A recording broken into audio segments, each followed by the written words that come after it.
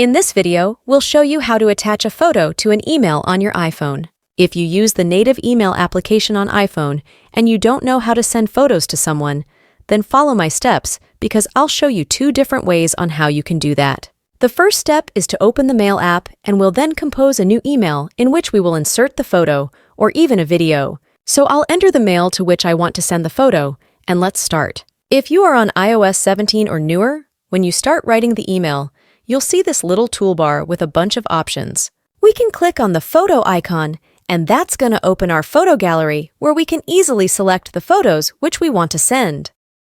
But if you don't see the toolbar or you're having problems with this method, then all you have to do is to long hold on your screen until the paste and select options appear.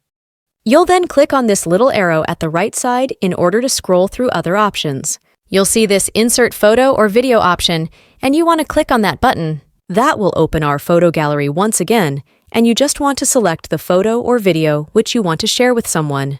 And that's essentially how you can attach photos to an email on your iPhone. If you want more similar iPhone tutorials like this one, then make sure you check out the iPhone playlist from the description down below, and I'll see you soon.